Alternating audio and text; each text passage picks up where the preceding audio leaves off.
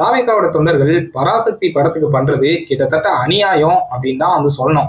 ஏண்டா வயசுக்குன்னு ஒரு மட்டு மரியாதை கிடையாதா? இந்த அநியாயம் பண்றியடா. தாவேகா தொண்டர்களை பொறுத்தளவு ஜனநாயகன் படம் ரிலீஸ் வந்து ஆகணும், பொங்கலுக்கு வந்திருக்கணும் அப்படின்றது அவங்களோட ஆசையா வந்து இருக்கலாம். ஸோ அதுக்காக வரல அப்படின்ற ரீசனுக்காக பராசக்தி படத்தை நாங்க வந்து பார்க்க போக மாட்டோம். அந்த படத்துக்கு தப்பான ரிவ்யூ வந்து கொடுப்போம். அந்த படம் வந்துட்டு ஒரு குப்பை படம், அந்த படம் சுத்தமாவே வந்து ஓடாது அப்படின்ற மாதிரி ஒஸ்டா கமெண்ட்ஸ் வந்து கொடுப்போம், ஒஸ்டா ரிவ்யூ வந்து போடுவோம், தப்பான ரிவ்யூ வந்து போடுவோம். அதை தாண்டி விஜயோட ரசிகர்கள் யாருமே அந்த ஒரு படத்தை வந்து பார்க்க மாட்டோம் அப்படின்னு சொல்லிட்டு கிட்டத்தட்ட அந்த மூவிக்கு அநியாயம் வந்து பண்றாங்க.